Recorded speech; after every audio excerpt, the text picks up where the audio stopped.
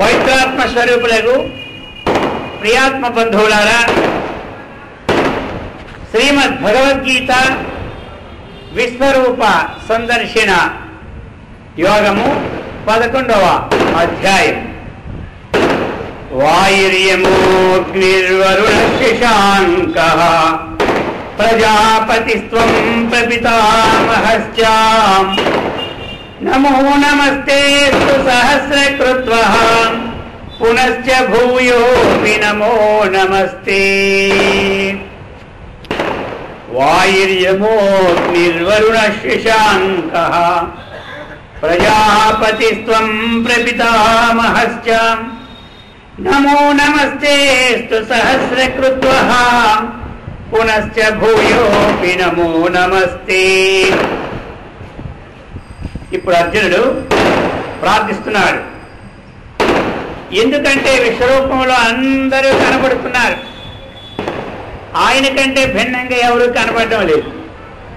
అందుచేత ఇప్పుడు కృష్ణ పరమాత్మ, వాయువును నీవు, వాయుదేవుడు నీవే. ఈ ప్రపంచానికి అంతటికీ కూడా చక్కనైనటువంటి గాలిని ప్రసారింపచేసి అంతర్బహిష్ట నారాయణ అన్నట్టు శరీరం లోపలను ఉన్నటువంటి వాయువు ఏదుందో, ఏ వాయువు అయితే ప్రేరణాపాన సమాన ఉదాన ఇత్యాది వాయువులతో ఉంటున్నదో, అలాగనే ఆకాశంలో వ్యాప్తమైన వాయువు ఏదుందో అటువంటి వాయు స్వరూపము నీవే అంటున్నాడు. యమః, ఏదైతే ఈ లోకములో అందరినీ కూడా వారి వారి ప్రారంధాలన్నీ కూడా సమాప్తి అయినప్పుడు ఈ శరీరాన్ని శాలింపచేసిన అటువంటి రూపంలో ఉన్నటువంటి యమధర్మరాజు నీవే. మరి లోకములో పంచభూతాలు ఇమిడి ఉన్నటువంటి అగ్నిదేవుడైతే ఉన్నాడో ఆ ఉష్ణం శరీరం లేకపోతే ఏమి మనం పని కాదు. అటువంటి లోకంలో వారి వారి కార్యక్రమాల్ని నడిపింపచేసినటువంటి వాడు, తర్వాత శరీరంలో ఉండి కూడా చక్కగా బ్యాలెన్స్ నిలబెట్టేవాడు అగ్నిదేవుడు నీవే. వరుణ శశాంక, ఇక వరుణదేవుడు ఈ లేకపోతే మనకి ఎన్ని భూములున్నా ఏమి ఫలం లేదు. అందుకని అటువంటి ఆ వరుణదేవుడి రూపంలో ఉన్నటువంటి వర్షాన్ని కురిపించినటువంటి వాడు నీవే. ఆ విధంగా అటువంటి చంద్రుడు నీవే. ఇంకను ప్రజాపతి హిరణ్య గర్భుడు నీవే. ప్రపితామహశ్చ, ఎవరైతే ఆ యొక్క బ్రహ్మకు కూడా చతుర్ముఖ, ఆ బ్రహ్మకు కూడా ఎవరైతే చక్కనైనటువంటి తండ్రివే నీవు అవుతున్నావు అని చెప్తూ ఉన్నారు. ఈ విధంగా నమో నమస్తేస్తు సహస్రకృత్వః పునశ్చ భూయోపి నమో నమస్తే. ఒక నమస్కారం చేశాడు, 100 నమస్కారాలు చేశాడు. ఇక ఇంకేది చెప్తాడు, మాటి మాటికి నీకు 1000 కొద్ది నమస్కారం చెప్పేసినాడు. అర్థమైందా? నమః పురస్తాదత పృష్ఠతస్తే నమోస్తుతే సర్వత ఏవ సర్వా అనంత వీర్యామిత విక్రమస్త్వం సర్వం సమాప్నోషి తతోసి సర్వః. నమః పురస్తాత్. పురస్తాత్ అంటే ఏమిటి? ముందుగా ఉన్నది పురహ అంటాం అన్నమాట. ఎనుగా ఉన్నది, వెనుక ఉన్నది పృష్ఠ అంటాం. అందుచేత నీకు ముందు నమస్కారం. ఎందుకంటే అన్ని దిక్కుల్లోనూ వ్యాపించి ఉన్నా కాబట్టి నీకు తుట్టు భాగంలోనూ నమస్కారమే, నీ ముందు భాగంలో, నీ వెనుక భాగంలోనూ నమస్కారమే. ఇక చెప్పి సర్వత ఏవ సర్వా, 2 దిక్కులు చెప్పాడు. మళ్ళీ అన్ని ఆగ్నేయము, మళ్ళీ ఈశాన్యము, నైరుతి, ఇవన్నీ అనే దానికన్నా సర్వ దిక్కుల్లో వ్యాపించినట్టు నీకు నమస్కారం చేస్తూ ఉన్నాను. అనంత వీర్యామిత విక్రమస్త్వం, అపరిమితమైనటువంటి వీర్యము, సామర్థ్యాన్ని, పరాక్రమణ కలవాడు. అందుచేత సర్వం సమాప్నోషి తతోసి సర్వః. అంతటా కూడా సమానంగా ఎక్కువ తక్కువ లేకుండా సకల జీవులందు వ్యాపించినటువంటి నీకు నమస్కారం అని చెప్తూ ఉన్నారు. ఇకను మన శక్తి ఎంతవరకు పనిచేస్తా, దైవీ శక్తి ఉంటేనే ఏదైనా పని మనం చేయగలం. ఇప్పుడు మనం ఎన్ని దీపాలు వెలిగించగలం లోకంలో? ఇవన్నీ వెలిగించినా ఆ దీపం ఉండేదే కానీ ఆ పక్కన మళ్ళీ చీకటే. అర్థమైందా? మనము ఈ దీపాలతో ఎన్ని దీపాలు వెలిగించినా ఏ లాభం లేదు. దైవశక్తి ఆ సూర్యుని ప్రకాశింప చేశాడంటే ఏమి మొత్తమే ప్రకాశం. ఒక పొలము, ఒక 100 ఎకరాలు, ఒక 1000 ఎకరాలు, ఒక 2000 ఎకరాలు ఏవో బిందెలో ఏతాలో మిషన్లు పెట్టి మనం తోడేయగలం, మనం తరపగలం. ఈ భూమండలం అంతా తరపాలంటే మన వశమా? మానవ శక్తి ఎంత అంతవరకే. ఇక దైవశక్తే ఒక బ్రహ్మాండమైనటువంటి రోజు వర్షాలు వచ్చినాయంటే పెద్ద వర్షం మొత్తం ఇల్లు ఒళ్ళు భూమి అన్నీ కూడా చల్లబడిపోతూ ఉంటాయి. అది ఒక దివ్యమైనటువంటి శక్తి అన్నమాట. మనం ఎంతసేపు కృష్ణ గారు పట్టుకొని పేరుతో ఇస్తాం, ఆయన ఒక్కసారి ఇచ్చారంటే మొత్తానికి చక్కని చదవైనటువంటి వాతావరణం. ఈ విధంగా భగవశక్తి అనేటువంటిది అనంత వీర్యామిత విక్రమత్వం, గొప్ప సామర్థ్యమైనటువంటిది. ఏమి అది సామాన్యమైనటువంటిది కాదనమాట. సకేతి మత్వా ప్రసవం యదుక్తం హే కృష్ణ హే యాదవ హే సఖేతి అజానతా మహిమానం తవేదం మయాత్ ప్రమాదాత్ ప్రణయేన వాపి యచ్చాపహాసాద్దనసత్కృతోసి వికారస్యాసన భోజనేషు ఏకోధవాప్యచ్యుతత్సమక్షం తక్షామయి త్వామహమిప్మ ప్రమేయం. 2 శ్లోకాలతో అతన్ని ఇప్పుడు శరణ వేడుకుంటూ ఉన్నారు.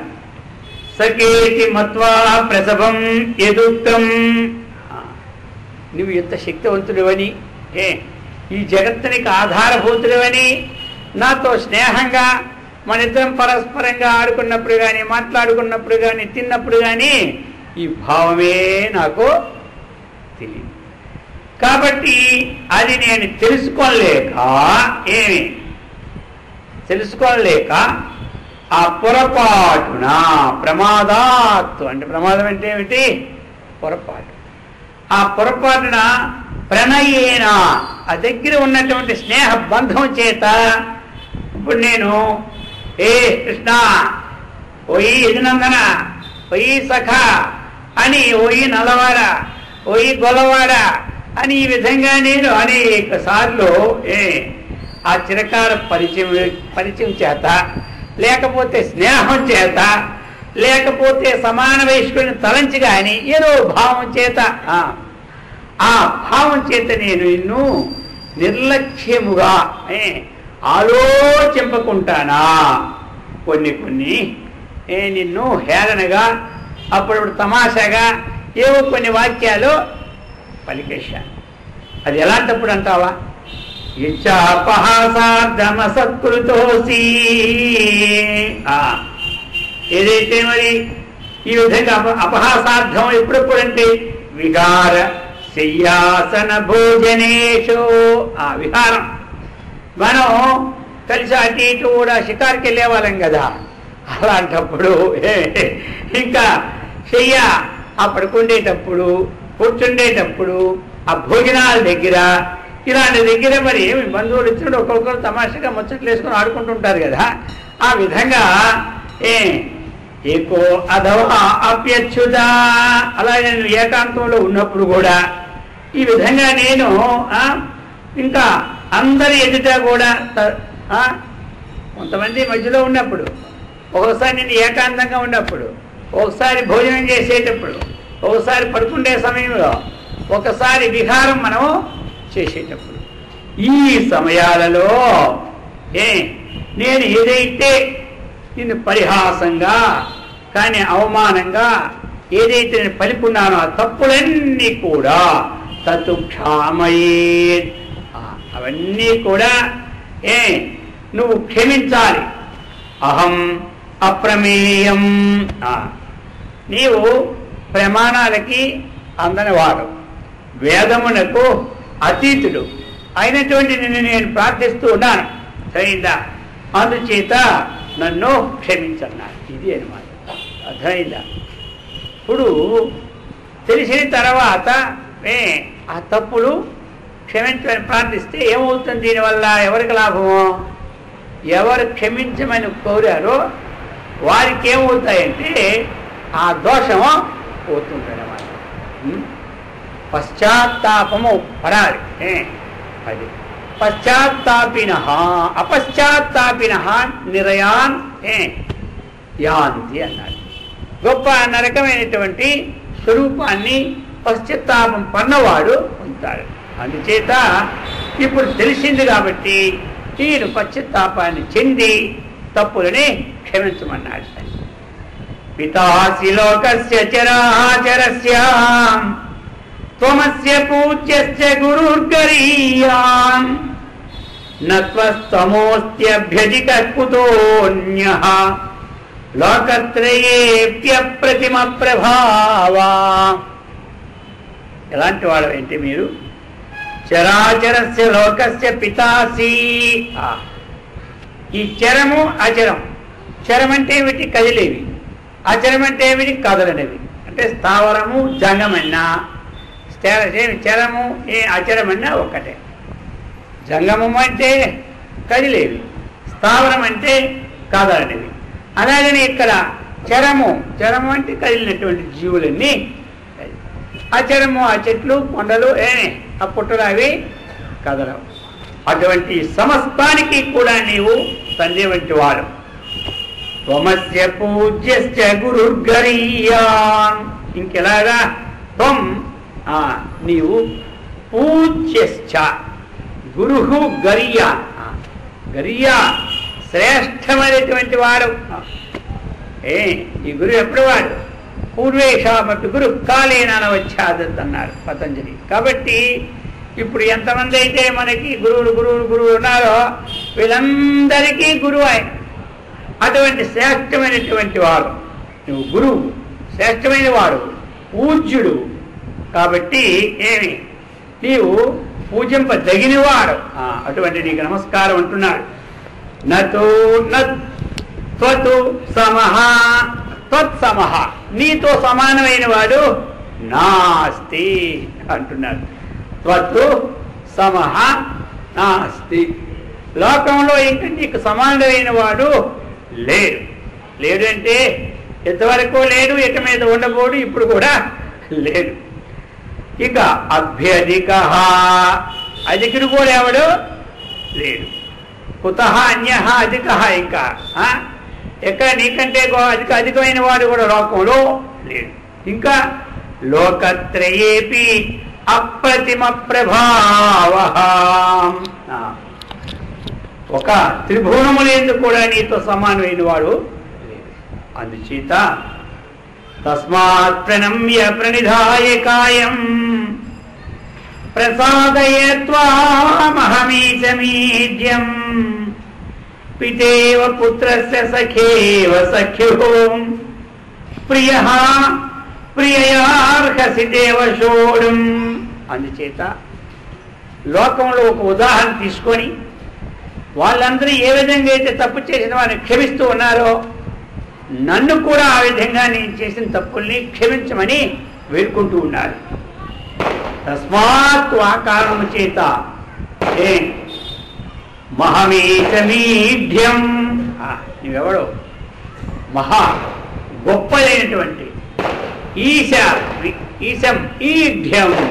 ఈఢ్యం అంటే ఏమిటి? స్తోత్రం చేయడానికి తగినవాడు. ఇంకెలాంటి వాడు? గొప్ప మహిమాతిశయమైనటువంటి షడ్గుణైశ్వర్య సంపన్నుడు అయినటువంటి శాసనకర్త అయినటువంటి ఈశ్వరుడు అన్నమాట. నిరతిశయ మహిమే కానీ సాతిశయ మహిమ నీ దగ్గర లేదు. ఒకదానితో ఒక మహిమ సమానమైతే సాతిశయం అంటారు, అన్నిటికంటే అధికమైన దాన్ని నిరతిశయం అంటారు. అటువంటి నిరతిశయమైన మహిమ కలవాడవు, ఈశ్వరుడవు, అటువంటి వాడు. ఇంకా అందుకోసం నీకు నేను ఏమి చక్కగా వందనాలు చేసి క్షమించమని ప్రార్థిస్తూ ఉన్నానన్నాడు. పితేవ పుత్రస్య, లోకములో పుత్రుడు చేసినటువంటి తప్పుని తండ్రి ఏ విధంగా క్షమిస్తాడో, అలాగనే చెలికాని అపరాధమును మిత్రుడు వలెను. పక్కవారు చేస్తే ఆ తప్పు మిత్రుడు చేస్తే తాను ఏ విధంగా అయితే చక్కగా దానిని క్షమిస్తాడో, భార్య యొక్క అపరాధమును భర్త ఏ విధంగా అయితే క్షమిస్తాడో, అలాగా నా అపరాధాన్ని క్షమింపతగిన నీవే తగిన వాడు అన్నాడు. ఆయన యొక్క అపరాధాన్ని ఈ విధంగా ఇందులోనే ఉంది. చూశారా, ఎప్పుడైతే ఈ విధంగా వచ్చినదో తనలో ఉన్నటువంటి దోషము వెంటనే క్షయమైపోతుంది. మనము ఈ విషయం అనాలంటే సిగ్గు. అర్థమైందా? ఎక్కడైనా ఒకవేళ చేశాము, అది అతను ఏదో కొన్ని మనం అన్నాము, యథార్థం తెలిసిన తర్వాత కూడా మనం అనాలంటే అనబుద్ధి అయిదా, మనసులో తన రాదు. అది బయటకు వస్తే కానీ లోపల కుళ్ళు పోదనమాట. అందుచేత అర్జునుని పెట్టి మనం నేర్చుకోవాల్సింది ఏమిటి? ఏదైనా పొరపాటు లేనివాడు ఎవడు ఉండడు. ప్రమాదో ధీమత. ఎవరికైనా సరే ఈ సత్వరజస్తమో గుణములతో కలిసినట్టు ప్రతి వారికి కూడా ఏదో పొరపాటు ఉంటూనే ఉంటాడు. లోకంలో పొరపాటు లేనివాడు ఎవడూ లేడు. ఏదో పొరపాటు చిన్నదో పెద్దదో ఉంటుందన్నమాట. అది అందుచేత ఆ పొరపాటుని ఏం చేసుకోవాలి మనము? అది సరిదిద్దాలి. ఏమీ లేదు. పొరపాటు రాదా అంటే రానివాడే ఉంటాడు. చెప్పండి, వస్తుంది. వచ్చిన తర్వాత దాన్ని దిద్దుకొని ఎవరైతే చక్కగా ముందుకెళ్తారో వాడు బాగుపడిపోతాడు. ఇక లేనివాడు పూర్తి తామంటే అక్కడితో ఆగిపోతాడు. అందుచేత ఇప్పుడు మనం ఈ శ్లోకాల ద్వారాగా మన అంతఃకరణములో తెలియక ముందు కొన్ని మనకు మనమే అపరాధాలు చేసి ఉంటాం. ఇతరులకు చేయకపోయినా మనకు మనము కొన్ని అపరాధాలు చేసుకుని ఉంటాం.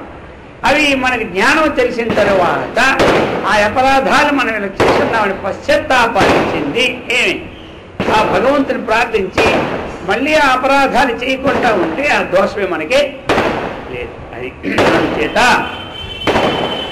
అదృష్టపూర్వం పురుషితోస్మి దృష్ట్వా భయేన చ ప్రవ్యధితం మనో మే తదేవ మే దర్శయ దేవరూపం ప్రసీద దేవేశ జగన్నివాస. చెప్తున్నారు. ఇంతవరకు కూడా అదృష్టపూర్వం, దృష్ట అంటే చూడబడినటువంటిది, అదృష్ట అంటే ఇంతకు పూర్వం ఎప్పుడూ కూడా ఇది చూడలేదనమాట. నేను ఎప్పుడూ కూడా ఇటువంటి రూపాన్ని చూడలేదు. అటువంటి నీ దివ్యమంగళ రూపమైనటువంటి రూపాన్ని నేను చూసి అద్భుతమైనటువంటిది, దివ్యమైనటువంటిది అటువంటి రూపాన్ని నేను చక్కగా చూసి ఆనందాన్ని పొందుతూ ఉన్నానని చెప్తున్నాడు. అర్థమైందా? అయితే మాత్రం పొందుతూ ఉన్నాను, కానీ హృషితోస్మి పొందుతూ ఉన్నాను. భయేన చ ప్రవ్యధితం మనో మే మే మనః, నా మనస్సు ఏమంటే భయంతో వ్యాకులం అయిపోతూ ఉన్నది. నా మనస్సు భయంతో అది వ్యాకులం అంటే ధ్యానం అంటే వణుకు పుడుతుందని వణుకుతున్నది. కానా ఎందుకంటే ఈ వికారం, ఇది ఆకృతి ఘోరమైనటువంటి అందులో ఉన్నాయి, మంచి ఉన్నాయి, చెడు ఉన్నాయి, రకరకాల ఆందోళనలన్నీ కనబడుతున్నాయి. ఒక్కొక్కరు పళ్ళ సందులో పడి నవిలి పిండి అయిపోయినట్టు పిండి కనబడుతుంది. ఈ విధంగా రకరకాలను చూసిన తర్వాత ఇది కాస్త భయమైంది. అందుచేతి పడుతున్నాడు. దేవేశ ప్రసీద జగన్నివాస తదేవ మే దర్శయ దేవరూపం. నీ యొక్క రూపాన్ని నాకు ఏ రూపం ఇప్పుడు చెప్తున్నాడు, ఆ మునుపటి రూపం అనే చూపమన్నాడు. ఈ స్వరూపానికి ముందు ఏ రూపమైతే ఉందో ఆ రూపాన్ని చూపమని ఇందులో చెప్పారు. కానీ మళ్ళీ శ్లోకంలో చెప్పబోతున్నారు ఏమనగా కిరీటినం గదినం చక్రహస్తమిచ్చామి మిచ్చామి త్వాం ద్రష్టుమహం తథైవ తేనైవ రూపేణ చతుర్భుజేన సహస్రబాహో భవ విశ్వమూర్తే కిరీటినం గదినం చక్రహస్తం. ఇప్పుడు కిరీటముతో గదతో చక్రముతో హస్తముతో ఉన్నటువంటి త్వాం అటువంటి రూపాన్ని అహం నేను ద్రష్టం ఇచ్చామి చూచుటకు ఇచ్చగలవాడినై ఉన్నానన్నాడు. మరి ఇక్కడి నుంచి మనకి ఏం అర్థమవుతుంది? ఎప్పుడు ఈయన మామూలుగా యుద్ధంలో ఉన్నాడు. ముందు చెప్పిన శ్లోకంలో బాగానే ఉంది. ప్రసన్నమగు ఆ మునుపుటి రూపమునే చూపుము అన్నాడు. ఆ మునుపుటి ఇక్కడ మళ్ళీ ఏమంటున్నాడు? ఈ విషయాన్ని చెప్తూ ఉన్నాడు. అంటే మరి దీన్ని బట్టి ఆయనకి ఏదో గిరికిలు ఉండాలి. ఎవరికి? ఎందుకు అంటే దేవకి గర్భంలో ఆ ఉదయం అయ్యేటప్పుడు ఇతడు ఆ విశ్వరూపాన్ని చూపెట్టాడని. ఎవరికి? దేవకి గర్భానికి. ఆ దేవకి గర్భం ఉన్న విశ్వరూపం కాదు ఇది. ఈ శంఖము, ఈ చక్రము, ఈ గధ వీటితోని ఆయన వారికి ఒకసారి దర్శనం ఇచ్చారు. ఆ దర్శనం ఇచ్చినప్పుడు ఆ అమ్మకి సంతోషం లేదు. ఎందుకంటే తల్లికి ఎప్పుడు సంతోషం కుర్రవాడు ఉంటేనే సంతోషం ఉంటుంది. ఈయనేదో మహావిష్ణు రూపంలో వస్తే ఏం సంతోషం ఉంటుంది తల్లికి పిల్లల మీద. మళ్ళీ ఒక దేవుళ్ళ పూజన చేయాలి. అర్థమైందా? అందుచేత ఇక వాడికి సంతోషమే లేదు. సరే ఆలోచించి ఆ పని దర్శనం ఇచ్చాడు. ఎందుకంటే పూర్వం ఒకసారి వీరు పూర్వజన్మలో మా యొక్క పుత్రుడివై పుట్టాలని కోరుకున్నారు. కోరుకున్న చేత మరి వాళ్ళకి నేను అవునా కాదని తెలియలేదు. వాళ్ళకి ఇష్టమూర్తి వచ్చాడు లేదని. అందుకని పుట్టగానే ఆరోపణ పెట్టాడు. అర్థమైందా? ఇక వెంటనే ఇక ఆల్లా లేదు పాలనా లేని రూపంలో ఆ ముఖంలో వచ్చేసి కనబడిపోయి వెంటనే మార్చేసినాడు. చాలు అంతవరకనే. ఆ విధంగా చూపెట్టు. అందుకని ఒకవేళ అటువంటి మాటలు విధి ఎవరు? అర్జునుడు మళ్ళీ ఆ రూపాన్ని చూపెట్టమంటాడపన్నాడేమో అని కొంతమంది వ్యాఖ్య అనమాట. ఈ విధంగా లేకపోతే ఇంకా ఏమిటంటే ఈయనంతా విశ్వరూపం చూశాడు కాబట్టి ఈయన విష్ణువే, విష్ణుమూర్తికి అవతారమే శ్రీకృష్ణుడు కాబట్టి అన్యం కాదు కాబట్టి విష్ణువుకి ఏమున్నాయి? చక్ర గదాలు ఉన్నాయి కదా. అందుచేత విష్ణుమూర్తి యొక్క అంశంతో పుట్టినవాడే కాబట్టి ఎవరు? కృష్ణావతారం. అందుచేత ఆ ముందు రూపమైనటువంటి నీకు ఏదైతే ఉందో వైకుంఠంలో ఉన్నావో ఆ రూపాన్ని అయినా చూపెట్టమని చెప్పినట్టు భావం అన్నమాట. లేకపోతే దీన్ని మొట్టమొదటి అది చెప్పి తర్వాత చెప్తే ఇది ఎక్కడ చూసేది ఈ రూపమేనా? ఈ ఊహను బట్టి ఆ విధమైనటువంటి విశేషమైన మాట.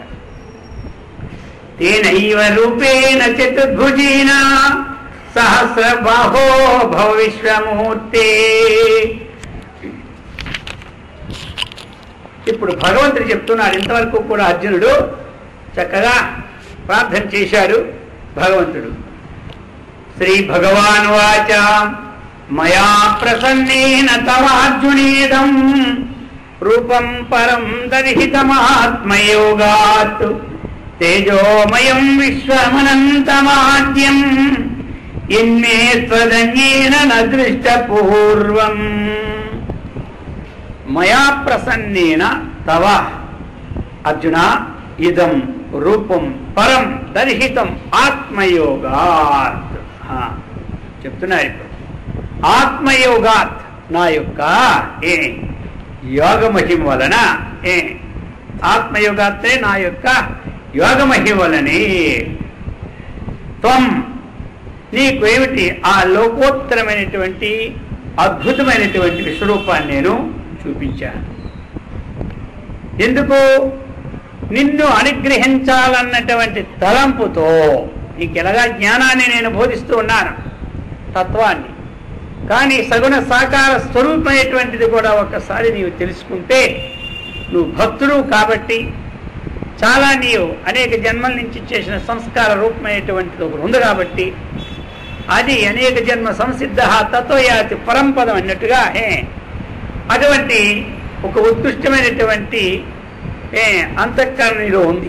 అందుచేత రెండు గుణాలని చూపెట్టాలనే ఉద్దేశంతో నీయందు ప్రసన్నతను చూపెట్టి తేజోమయం విశ్వమనంత మహాద్యం, ఆ తేజోమయమైనటువంటిది ప్రకాశ స్వరూపమైనటువంటిది ఆది అంతం లేనటువంటిది అటువంటి ఏ రూపమైతే ఉన్నదో ఈ రూపాన్ని ఇంతవరకు కూడా ఏ ఒక్కరూ చూచి ఉండలేదని చెప్పాడు. చూసుకోండి, అంతవరకు కూడా ఇటువంటి దివ్యమంగళమైన రూపాన్ని ఎవరు చూచే ఉండలేదని చెప్పేశాడు. అయితే మరి కొన్ని దగ్గరలో ఏమిటి అంటే కొన్ని శాస్త్రాల్లో పురాణాల్లో వారికి దర్శనం ఇచ్చినట్టు ఉంటుంది కానీ ఇంత అద్భుతమైన దర్శనం లేదనమాట. ఒక దగ్గర ఈ విశ్వరూపము దేవకి కూడా సందర్భంలో చూపెట్టారని, యశోదకు కూడా అక్రూరుడికి కూడా అలాగే దుర్యోధనకు కూడా ఆ త్రాళ్ళ సమయంలో విశ్వరూపాన్ని ప్రకటించారని, ఈ విధంగా ఇవన్నీ ఇక్కడేం చెప్పి ఈ వాక్యాన్ని బట్టి ఆయా స్వల్పములో విషయంలో ఏదో ఒక అల్పమైనటువంటి ఒక సీన్ అనమాట, అంతే. అర్థమైందా? ఇటువంటి అద్భుతమైనటువంటిది ఇంత విశాలమైనటువంటి విశ్వరూపం ఎవరికి చూపెట్టలేదని నిర్ణయం అయిపోయింది. ఇంకా చెప్తున్నారు, నవేద యజ్ఞాధ్యయనైర్నదానై నక్రియాభిర్న తపోభిరుగ్రైః ఏవం రూపశక్యమహం లోకే ద్రష్టుం త్వదన్యేన కురు ప్రవీరా. ఓ అర్జున, నా వేద యజ్ఞ అంటే వేదాధ్యయనము లేని వారికి, ఈ యజ్ఞాధ్యయనం లేని వారికి, వేదం ఒకటి యజ్ఞం ఒకటి. వేదం చదువుకున్న తర్వాత మళ్ళీ ఆ నియమాలన్నీ యజ్ఞంలో ఏ విధమైనటువంటి ఆచరణ ఉండాలో అవి కూడా తెలుసుకుంటే అది యజ్ఞాధ్యయనం అయిపోయింది. ఇది వేదాధ్యయనం. ఇది ఈ విధంగా ఈ 4 వేదాలు ఉన్నాయి మనకి. ఈ 4 వేదాలు అధ్యయనం చేసే ద్వారా కానీ నాకు ఎవరింతవరకు చూడలేదు. అలాగనే ఏదైతే మనకి విహితమైనటువంటి అశ్వమేధాది రాజసూయాది మహత్తరమైనటువంటి యజ్ఞాలు ఉన్నాయో ఆ యజ్ఞ కర్మలు ఏదైతే చేస్తూ ఉన్నారో వాటి వల్ల కానీ చెప్పారు. ఇంకను తపోభిహి ఉగ్రైహి అన్నారు. మరి తపస్సులు అంటే ఇంతకుముందు చెప్పుకొనే వస్తున్నా అనేక విధములైనటువంటి తపస్సులు. అందులో కూడా కఠినమైన తపస్సులు కూడా ఇంతకుముందు 2 చెప్పుకున్నా, కృత్రము చాంద్రాయనమని. అలాంటి తపస్సులు కానీ ఇక ఆ తపస్సుల చేత కానీ ఇక అనేకమైన దానాలు, షోడశ దానాలని, 10 దానాలని, ఇంకా ఆ బలి చక్రవర్తి నీకెంత కాడు అంతే ఇచ్చేస్తున్నాడు. కానీ ఆయన తీసుకోలే. అలాగా ఎంతెంత దానం చేసినటువంటి వారికి కానీ నన్ను చూచుటకు నీలా ఎవరికి శక్యమే లేదు అన్నాడు. ఈ విధంగా ఇంతవరకు ఎవరు చూచి ఉండలేదని మళ్ళీ కూడా 2వ దాంట్లో చెప్పుకొచ్చారు.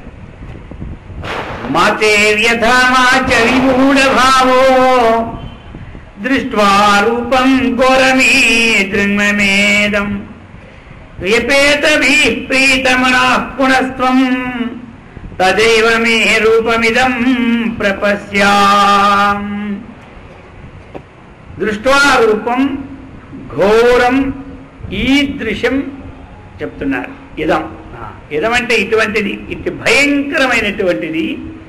నా యొక్క ఈ విశ్వరూపాన్ని చూచి నీవు భయాన్ని ఎప్పుడు పొందకు అన్నాడు. ఎందుకు భయం పొందుతావు? భయాన్ని పొందకు. వ్యపేత విప్రీత మనోహ, సంచలమైనటువంటి సంకుచితమైనటువంటి వ్యాకులమైనటువంటి మనస్సు లేకుండా నీవు ఉండు. ఇప్పుడు నీకు ఈ భయం పోయినటువంటిది, ఉత్సాహము, తుష్టి, ఆ సంతోషము ఇవన్నీ వ్యక్తమైనటువంటి నా పూర్వ రూపాన్ని ఇప్పుడు నేను చూపెడుతున్నాను, దాన్ని చూడు. ఇదేమో భయాన్ని చెప్పలేదు, ఏది చూపెట్టలే.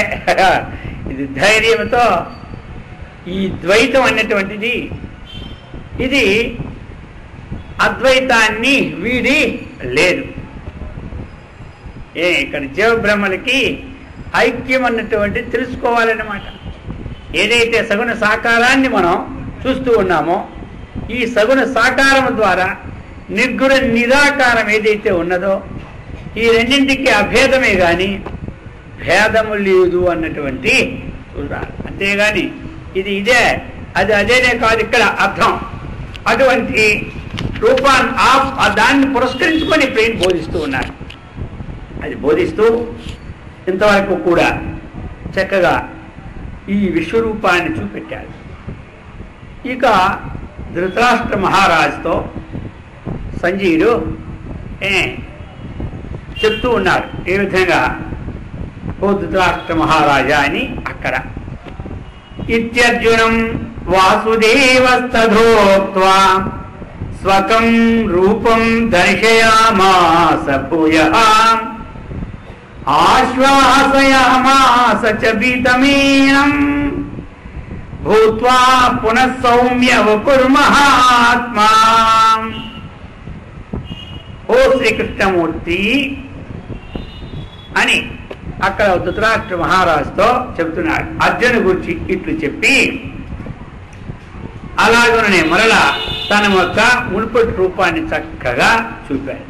ఓ ధృతరాష్ట్ర మహారాజా, అర్జునుడు ఏ విధంగా ప్రార్థించాడు కృష్ణమూర్తికి. ప్రార్థించిన తర్వాత ఎప్పుడైతే ఈయన భయభ్రాంతమైన స్థితిని కనుగొన్నాడో ఆ తరువాత ఇక లాభం లేదు, ఈయన భయం కోసం చూపెట్టేది కాదు, నువ్వు ధైర్యంగా ఉండని ఆ మునుపటి రూపాన్ని చక్కగా చూపాడు. మరి ఎప్పుడైతే ఆ శ్రీకృష్ణమూర్తి పూర్వ రూపాన్ని చక్కగా దాల్చాడో అప్పుడు ఈయన భయం అంతా ఎగిరిపోయింది. అర్థమైందా? ఇక భయం లేదు, ఇక ఏమీ లేదు, ధైర్యంగా నిలబడున్నాడు. ఇప్పుడు అర్జునుడు చెప్తున్నాడు, దృష్ట్వేదం మానుషం రూపం తవ సౌమ్యం జనార్దన ఇదానీమస్మి సంవృత్తః సచేతః ప్రకృతిం గతః ఇదం మానుషం రూపం దృష్ట్వా. మరలా ఈ మనుష్య రూపాన్ని, ఈ సౌమ్య రూపాన్ని, ఈ సుమనసత్వ రూపాన్ని చక్కగా అర్జునుడు చూశాడు. చూసి ఏమైపోయాడు? ఆనందో భవా, ప్రసన్నమైనటువంటి మనస్సు కలవాలి, ప్రసన్నమైనటువంటి అంతఃకరణం కలవాలి. ఆ ఆనందాన్ని చక్కగా చూరి స్వస్థతలో తన యొక్క స్వరూపంలో తాను హాయిగా ఉన్నాడు. మరి ఇంతవరకు కూడా మనకి ఈ విశ్వరూపం ద్వారా మనకి ఏమిటంటే ఆ సగుణ సాకార స్వరూపమైనటువంటి తత్వాన్ని మనం ధ్యానించినప్పుడు కూడా ఆ ధ్యానంలో ఆ రూపాన్ని మనం మధ్య మధ్యలో పోతూ ఉంటున్నా తీసుకొచ్చి దాంట్లో లీనమైనటువంటి స్థితిని మనం పొందాలి. ఎవరైతే ఈ లీనమైన స్థితిని పొందుతూ ఉంటుంటాడో వానికే ఆ దైవమైనటువంటి ఆత్మతత్వ జ్ఞానం చక్కగా బోధపడుతుంది. ఇప్పుడు ఈయనకి ఇది తెలియ వచ్చింది, అదే వచ్చింది, రెండు వచ్చాయి. ముందే నిరాకార ప్రదర్శన చేశాడు, తరువాత ఈయన సాకార ప్రదర్శన అయింది. అర్థమైందా? మన ముందు సాకార ప్రదర్శన, తరువాత నిరాకార ప్రదర్శన. ఎందుకంటే ఈయనకి ఆ భయం పోయింది, ఆత్మతత్వం కూడా కలిగింది. కలిగిన తర్వాత సాకారమైనటువంటి ఆయన స్వరూపాన్ని కూడా చక్కగా చూసినాడు అనమాట. ఈ విధంగా భగవంతుడు చెప్తున్నాడు. ఎందుకు అంటే ఇటువంటి గొప్పదైనటువంటి దీన్ని చూపించాడు కాబట్టి ఆయన కూడా కొంతమంది నేనేవో 4 వేదాలు చదివేశాను, బాగా పారాయణ చేస్తూ ఉన్నాను, ఆ భగవంతుని నేను చూశాను అంటే అంత తొందరగా కాదయ్యా, నేను ఉగ్రమైన తపస్సులు చేశాను, నాకు కలిగిందా? లేదు. అందుకని అవి వాటిని కించిపరచడం కాదు ఇక్కడ, వాటిని ఇక్కడ కించిపరచడం కాదు, కానీ దీనికి ఏముందా అన్నట్టు ఆయన చెబుతున్నాడు అనమాట 2 శ్లోకాల తరువాత. శ్రీ భగవాన్ వాచ సుదుర్దర్శమిదం రూపం దృష్టవానసి యన్మమ దేవా అప్యస్య రూపస్య నిత్యం దర్శనకాంక్షిణః. సుదుర్దర్శం ఇది ఎలాంటిది? దుఃఖేణ అంటే కష్టసాధ్యం చేత దర్శనం ఏదవుతుందో దాన్ని దుర్దర్శనం అంటారు. ఇంకా ఎక్కువ కష్టసాధ్యం అయితే సుదుర్దర్శనం అంటారు. అర్థమైందా? ఆ పని చేయడానికి చాలా చాలా కష్టమైంది అంటారు. కష్టమే కానీ చాలా చాలా కష్టం. ఈ పని చేయడం చాలా చాలా తేలిగ్గా ఉందంటాడు. తేలికే కానీ చాలా తేలిక మన అందులో.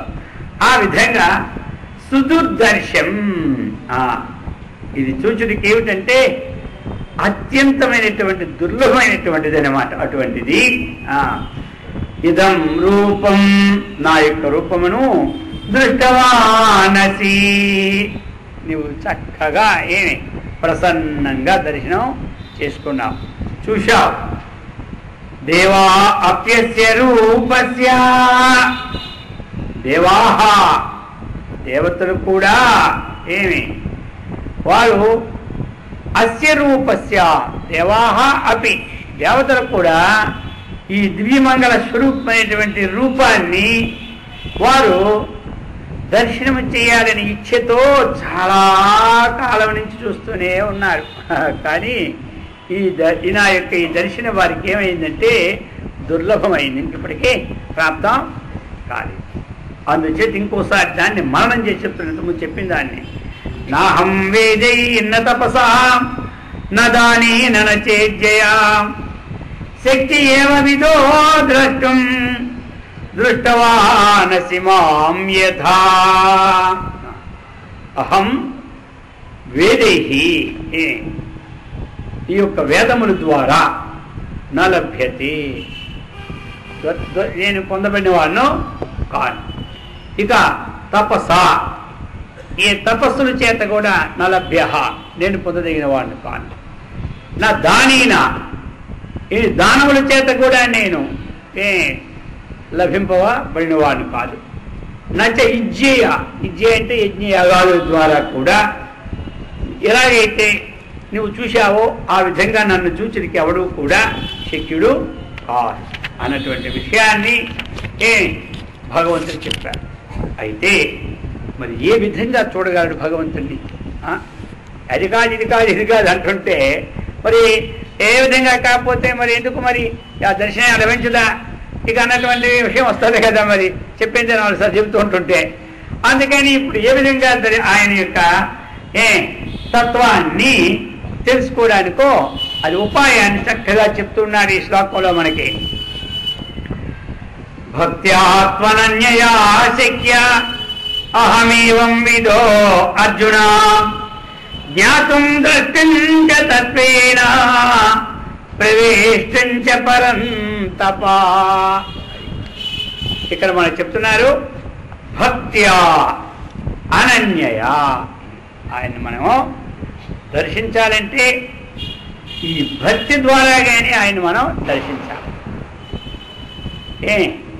భక్తి అంటే ఏమిటి? ఆ ప్రీతి. ఆ ప్రీతి ఎలా ఉండాలి? మనకి ఎప్పుడు ఏ పని చేస్తూ ఉంటున్నా మనకి ఆ భగవంతుడి హృదయంలో గుర్తు ఎప్పుడు ఉంటుండాలి. అది అన్నమాట. అంటే మనం చేసే పని కూడా ఇది భగవత్ స్వరూపమైన పని అనుకునే చేస్తూ ఉంటుండాలి. ఎందుకు? కర్మ బ్రహ్మోద్భవం విద్ధి బ్రహ్మాక్షర సముద్భవం తస్మాత్ సర్వగతం బ్రహ్మ నిత్యం యజ్ఞే ప్రతిష్ఠితం అన్నారు. కర్మ ఎక్కడి నుంచి వచ్చింది? వేదం నుంచి వచ్చింది. కాబట్టి పరంపరా సంబంధం చేత కర్మ పరమాత్మ కంటే భిన్నమైనటువంటిది కాదు అన్నటువంటిది. అందుచేత ఇక్కడ మనం పనులు పెట్టడం కాదు, భక్తి అన్నమాట. అటువంటిది ఇక్కడ 3 విశేషాలు ఇచ్చారు. అటువంటి అనన్య భక్తి ద్వారా అహం శిక్ష నేను శిక్షుడును. దేనికి శిక్షుడును? జ్ఞాతం తెలుసుకోవడానికి, ద్రష్టం చూడడానికి, ప్రవేశం నాలో ప్రవేశించడానికి. ఇక్కడేమో చూడడానికే అన్నాడు, ఇక్కడ 3 ఇచ్చినాడు అనమాట. జ్ఞాతం ద్రష్టం ప్రవేశం ఈ విధంగా తత్వేన ప్రవేశం అన్నటువంటిది అక్కడ విశేషణం వేశారు. మరి ఇక్కడ జ్ఞాతం అంటే ఏమిటి? మొట్టమొదటి భగవంతుని తెలుసుకోవాలి మనం. భగవంతుడు అంటే ఎవడు, ఏ విధంగా ఉంటాడు, లోకానికి ధర్మరక్షణకు వచ్చినటువంటి ఆకారం ఏమిటి, మరి ఏ ఆకారం ఉన్నప్పుడు ఏ ఆకారంతో చేశాడు, ఏ ఆకారాన్ని నేను సేవిస్తే ఏ ఆకారాన్ని పొందుతాను అన్నటువంటి భగవతత్వాన్ని చక్కగా ఎవడైతే ఇతడు భగవంతుడు అన్నటువంటి విషయాన్ని ముందు శాస్త్రం ద్వారా గురువుల ద్వారా తెలుసుకుంటే దాన్ని ఏమన్నారు? ఇప్పుడు తనకంటే భిన్నము ఉన్నటువంటి వాడే భగవంతుని అర్థమవుతుందన్నమాట. ఈ జ్ఞాతం మొట్టమొదటి తెలుసుకోవడంలో మొట్టమొదటి తెలియగానే ఇతడు భగవంతుడు అని ఒక దేవాలయంకి వెళ్ళి ఇతడు రాముడు, ఇతడికి శనివారం వెళ్ళి పూజ చేయు, అతడు వెంకటేశ్వర స్వామి, అతనికి శనివారం వెళ్ళి పూజ చేయు అని ఈ విధంగా దాని విధానాలు ఆ పూజ ఆయన చూపెట్టడం, ఈ దేవుడు ఇలాంటి వాడు అన్నటువంటి మొట్టమొదటి విషయంలో తెలుసుకుంటాడు. ఇప్పుడు తెలుసుకున్నప్పుడు ఈ స్థితిని ఏమంటారు? ఇది ద్వైత స్థితి అంటారు. ఎట్లయితే మొట్టమొదటి మనం ఈ జ్ఞాతం తెలుసుకోవడానికి ప్రయత్నం చేస్తూ ఉన్నామో ఈ ప్రయత్నమైనటువంటి స్థితిని ఇది ద్వైత స్థితి, తనకంటే భిన్నమైనటువంటి స్థితి. ఇక అదే చెప్తున్నారు ఇప్పుడు. జ్ఞాతం ద్రష్టం ద్రష్టం ఇక భగవంతుడు ఇప్పుడు మన పేపర్లో చూస్తూ ఉన్నాం, అర్థమైందా? అనేక పుస్తకాల్లో చూస్తున్నాం, మన దగ్గర ఉన్నాం కాబట్టి పర్వాలేదు. ఈ వెంకటేశ్వర స్వామికి మరి ఈయనవన్నీ కూడా ఏమి ఇంటర్నెట్లో ఇస్తారు, ఇచ్చేటప్పుడు అమెరికా వాళ్ళు చూస్తుంటారు, ఇతర రాష్ట్రాల వాళ్ళు చూస్తుంటారు. ఆ వెంకటేశ్వర స్వామి ఆయన దగ్గర ఇప్పుడు ప్రపంచంలో ఇటువంటి ధనాన్ని కానీ సంపాదించినటువంటి వాడు రెండో స్థానం అని చెప్తారు, అర్థమైందా? ఈ విధంగా అటువంటి ధనధాన్యాలన్నీ కూడా వస్తున్నటువంటి దివ్యమంగళ స్వరూపాన్ని మనం చూడాలి, వెళ్ళాలి, తెలుసుకోవాలి అన్నటువంటిది మొట్టమొదటి ఎప్పుడైతే కలిగిందో ఇదేమైంది? ఇది ఒక అద్వైతమైనటువంటి విషయాన్ని చూడాలని. ఇప్పుడు మరి మనం వెంకటేశ్వర స్వామి దగ్గరికి బయలుదేరి వెళ్ళాం. ఇక వారు దర్శనం ఇచ్చారు. ఇప్పుడు ఎదురుగా ఏమిటి? ఫేస్ టు ఫేస్ అనమాట. ఆయన ఫేస్ మనం చూస్తున్నా, మన ఫేస్ ఆయన చూస్తూ ఉన్నాడు. ఇప్పుడు ఆయన దగ్గర ఆయన దేవుడు, మనం దాసుడు. ఇప్పుడు ఆయనకి మనం కైంకర్య స్వరూపమైనాం, అర్థమైందా? ఇది దేనికి సమానమయ్యా? ఇదే అనమాట విశిష్టాద్వైతమైనటువంటి స్థితి అనమాట, అర్థమైందా?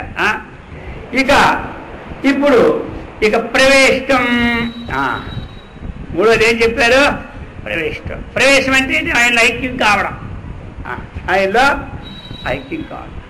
ఆయన మనం తన్మయత్వాన్ని చెందడం, ఆయనలో ఐక్యం కావాలంటే ఎట్లా? మరి ఇప్పుడు ఐక్యం అంటే మామూలుగా అవుతా? ఈ శరీరం ఆ శరీరం అవుతుందా? ఐక్యం కాదు. శరీరం వీరైనా సరే ఆధారమైనటువంటి ఏ స్వరూపం ఉన్నదో ఆ స్వరూపం యొక్క విజ్ఞానాన్ని, అటువంటి విజ్ఞానం అభేద దర్శనమైనటువంటి విజ్ఞానాన్ని మనం పొందాలన్నమాట.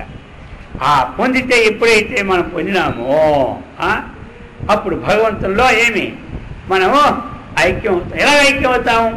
ఉప్పు ఏ విధంగా సముద్రంలో లయించిపోతాదో, అది లయించిపోయిన తర్వాత ఆ ఉప్పు సంగతి మనకు తెలియదు.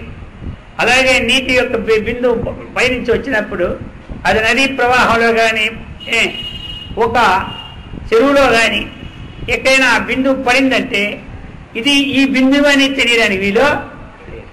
ఆ విధంగా ఒకటి మనం చక్కగా ఆ భగవంతుని జ్ఞాన విచారణ ద్వారాగా ఐక్యాన్ని, దీన్ని మనకి ఏం చెప్తారు మరి?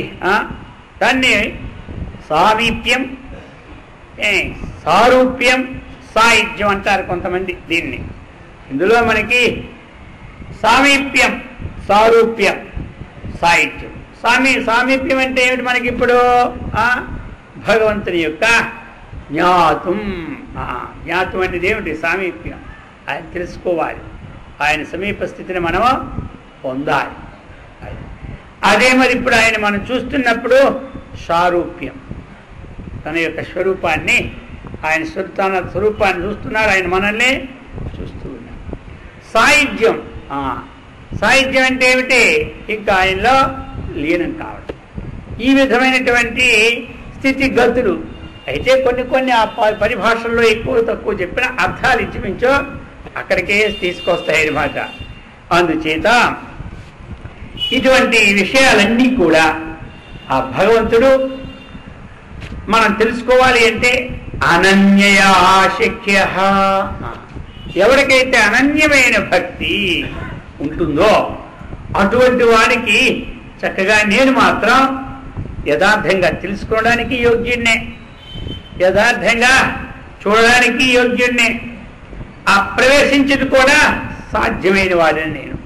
అంతేకాని ఏమి ఇంకొక తపస్సుల చేత కానీ, వేదాల చేత కానీ, యజ్ఞాల చేత కానీ, పూజల చేత కానీ నేను మాత్రం నన్ను ఎవరో తెలుసుకోలేదు.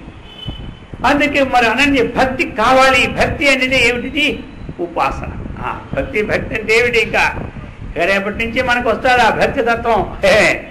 భక్తి యోగమే యోగం మొత్తం. భక్తి అంటే ఏమిటో మొత్తం 20 శ్లోకాల్లో చెప్పబోతారు ఆ భక్తి యోగం అనేటువంటిదా. దీన్ని కంటిన్యూషన్ తీసుకొని ఆయన అక్కడ ఎత్తుతాడు ప్రశ్న.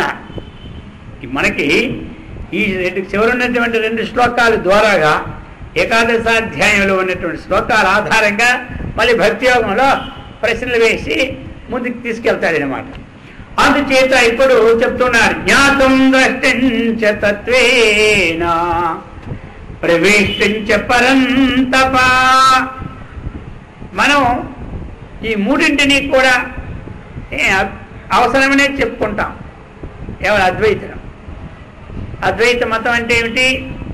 ఏకమేవ, రెండవది లేదు అనే అభిప్రాయం ఏది ఉందో దాన్ని అభిప్రాయం. మతం విజయకోట అభిప్రాయం అంతే. మతం అంటే ఇక్కడ వేరే ఉద్దేశం కాదు, అభిప్రాయం. ఆ అభిప్రాయం ఎలా శాస్త్ర సమ్మతంగా ఉండాలి, అది అనమాట. ఏ అభిప్రాయమైనా మన ఇష్టం వచ్చినట్టు ఉండకూడదు. ఇతరులు మహాత్ములు మహర్షులు చెప్పిన విషయంగా ఉండాలి.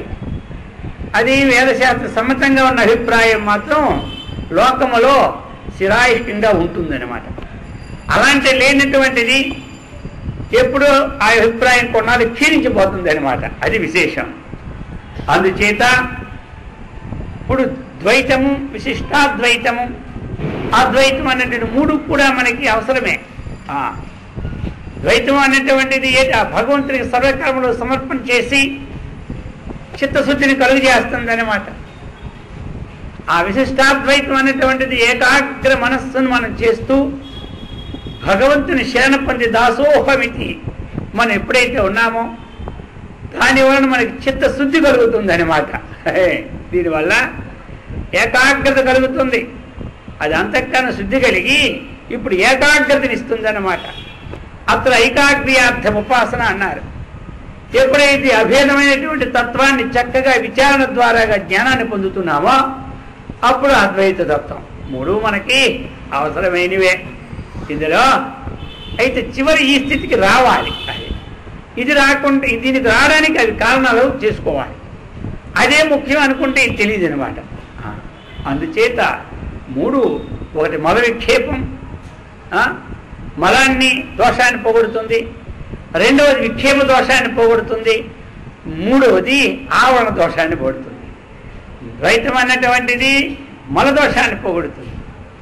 విశిష్టాద్వైతం అనేది విక్షేప దోషాన్ని పోగొడుతుంది.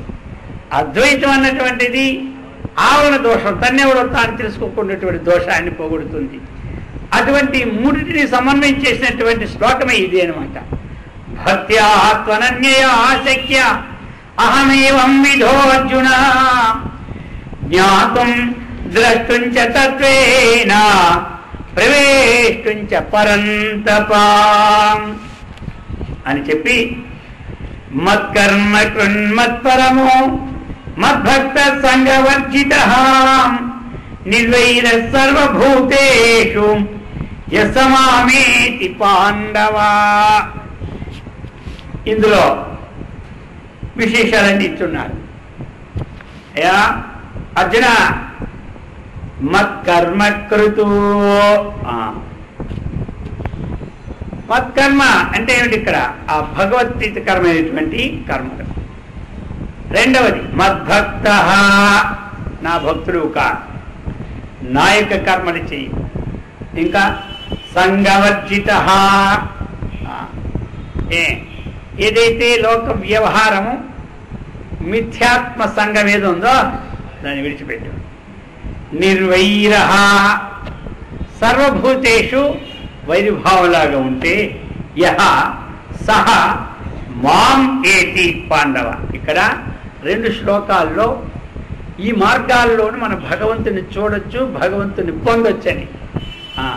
ఎందుకంటే వాటి 2 శ్లోకాలకి ఇంతమంది ఖండించారు. లేకపోతే అందులో లీనమైపోయి నేను దైవాన్ని పొందాను, జ్ఞానాన్ని పొందాను అనుకుంటారు. అది కాదు. అక్కడి నుంచి అవి అంతవరకు ఆ కర్మలు ఉన్నాయా, వేదాలు, యజ్ఞాలు, ఆ తపస్సులు ఇవన్నీ కూడా ఏం చేస్తాయంటే అంతఃకరణ శుద్ధికే, కానీ ఇంకో దానికే పోయిపోయి. ఇంకో దానికంటే వాటి వల్ల లాభం వస్తుంది. ఏ లాభం? పుణ్యం వచ్చి ధనము, ధాన్యం, ఐశ్వర్యం వస్తుంది. కానీ డైరెక్ట్ ఆత్మజ్ఞానం మాత్రం కలగదు. అందుకు ఇక్కడ మళ్ళీ 2 శ్లోకాల్లో చెప్పబోతూ ఉన్నారన్నమాట. మత్కర్మ కృత్తు అన్నారు. అది మత్కర్మ కృత్తు అంటే ఏమిటి? ఆయన పనులు చేయడం. ఆయన పనులు అంటే ఆయన బట్టలు ఉతకడం, ఆయన రూమ్ చూడడం, అది కాదు. ఇక్కడ భగవంతుని ఆయన బట్టలు తిరిగి, రూమ్ తిరిగి, ఆయన కోసం అటువంటి భోజనం పెట్టారు. ఇక్కడ మత్కర్మ అంటే కర్మ అంటే ఏ ఆశ్రమంలో ఎవరున్నారో ఆ ఆశ్రమానికి సంబంధించినటువంటి ఏ వేద విహిత కర్మలు అయితే ఉన్నాయో ఆ కర్మల్ని చక్కగా చేసి ఏం చేస్తావు? అవి యత్కరోషి యదస్నాసి యజ్జుహోషి దదాస్యతు యత్తపస్యసి కౌంతేయ తత్పురుష మదర్ప 9వ అధ్యాయంలో చెప్పిన విధంగా ఆ సమస్తము కూడా భగవదర్పణ బుద్ధితో చేస్తూ చక్కగా కర్మలు చేసుకోవాలి. నీవు కూడా కర్మాన్ని చిత్తశుద్ధి, ఐకాగ్ర్యార్థ ఉపాసన, మోక్షార్థం బ్రహ్మ విజ్ఞానం అని ఈ పరంపరా సంబంధం చేత నువ్వు క్రమంగా ఇక్కడికే వస్తావు. ఏమి? నన్నే పొందుతావు. నువ్వు డైరెక్ట్గా నన్ను పొందలేకపోయినా అర్థమైందా? నువ్వు ఈ విధంగా పొందుతావు. కొంచెం టైం పడుతుంది. నడిచి మనం వెళ్ళాలంటే కాశీకి టైం పడుతుంది. ఇప్పుడు ట్రైన్ మీద వెళ్తే వెళ్ళిపోతా 30-40 గంటల్లో. అర్థమైందా? నడిచి వెళ్ళాలంటే అంత తొందరగా అవుద్దా? అది కొంత టైం పడుతుంటుంది. అంతేగాని వెళ్ళకపోవడం అంటూ లేదు. ప్లేట్తో వెళ్ళేవాడు చక్కగా 2 గంటల్లో దిగిపోతాడు. 3 గంటల్లోగా అక్కడ స్నానం చేసి దర్శనం చేసుకుని మళ్ళీ ప్లేట్ ఎక్కాడంటే డైరెక్ట్ ప్లేట్ మళ్ళీ ఇక్కడికి వెళ్ళిపోతుంది. డైరెక్ట్ ఏదో ఒకటి మొత్తం మీదే. కాబట్టి వీనికి దర్శనం అవుతుంది, ట్రైన్లో వెళ్ళేవాడికి దర్శనం అవుతుంది, నడిచి వెళ్ళేవాడికి దర్శనం అవుతుంది. సరే వీళ్ళు ముగ్గురు వెళ్ళారని, ఇంత నీవు డబ్బులు ఖర్చు పెట్టుకొచ్చావు కదా అని ఆ విశ్వనాథుడు ఉబ్బి తగ్గుబ్బులు చెందిపోయి దూరం దాటి రాడు, అక్కడనే కూర్చుంటాడు. ఈ నువ్వు హాయిగా నడిచి వచ్చావు, 6 మాసాలు కష్టపడ్డావని ఆయన ముందుకు రాడు, అక్కడనే ఉంటాడు. ఈ ముగ్గురికి ఆయన స్థానం అదే. అందులో ఏమైనా మార్పు ఉంది? అందులో ఏమి మార్పులే. ఆయన దర్శనం అందరికీ ఒక్కటే. ఆయన దర్శనం అందరికీ ఒక్కటే. కానీ ఏమిటి అంటే ఈ భేదం ఎక్కడ అంటే మన సాధనలో ఉంది భేదం. ఈ సాధనలో ఈ భేదం శీఘ్రంగా పోవడం, ముసుగ్రంగా రావడం. అంతేగాని తక్కిన విషయాల్లో ఎప్పుడు కూడా ఇకంతే. మరి ఇంకా ఆయన కూడా ఆయనకి ఎంత ప్రసాదం పెట్టేసరి గవాళ్ళు లేచి వస్తే మనకి ఆయనకి మరేం తేడా? వాళ్ళు ఏమో పాలు 60 లీటర్లు పోసారు, ముందుకు వస్తాడా? ఏమి లేదు, అదే ఉంటాడు హాయిగా. ఆయనకేమి మన ఏది భక్తి ఆయనకి ఏముండాలి? ఏది ముఖ్యం అంటే అనన్యమైన భక్తి ఉందా, అద్భుతంగా లేచి వెళ్ళిపోస్తాడు మన ఇంటికే అంటారు. మనమేమో ఈ విధంగా వెళ్ళేది కాదు, ఆ అనన్యమైన భక్తి ఉండాలి. ఆ భక్తి ఉండబట్టే వాళ్ళందరూ కూడా సగుణ సాక్షాత్కారం చేసుకున్నారు. రామకృష్ణ పరమహంస అనగా మీరాభాయ్ అనగా, సక్కుభాయ్ అనగా, జ్ఞానదేవుడు అనగా, నామదేవుడు అనగా, వీళ్ళందరూ కూడా అనన్య భక్తి చేత చేసుకున్నారు. ఇంకోటి ఏం ఖర్చు లేదు వాళ్ళకి. కాబట్టి అది ఎందుకు అంటే అక్కడ ఖర్చు పెడతాడు, ఆ పెట్టి కూడా అక్కడ రాగద్వేషాలతోనే ఉంటాడు. కానీ ఆ రాగద్వేష రహితమైనటువంటి ప్రేమ అనేది అక్కడ ఉదారంగా జారదు. ఎక్కడైతే మనం ఎక్కువగా ఉంటాం ఆ రాగద్వేష యుక్తం వచ్చేస్తుంది, అక్కడ అన్యమైన భక్తి అయిపోతుంది. కానీ అనన్యమైన భక్తి అక్కడ అవడం లేదు. అందుచేత చెప్తూ ఉన్నారు ఈ విధంగా మనం ఆ వేద విహితమైన కర్మలు ఏదైతే ఉన్నదో కర్మయోగం తీసుకున్నాడనమాట. మత్కర్మ కృత్తు అంటే ఒక కర్మ షట్కాన్నే దానికి ఇచ్చేసినాడు. అర్థమైందా? ఆ కర్మయోగాన్ని చక్కగా మనం తెలుసుకోవాలి. కర్మ చేయాలి, అడ్డుకోకుండా ఉండాలి. అది అంటుకుంటుందని కర్మ వదిలేస్తామా?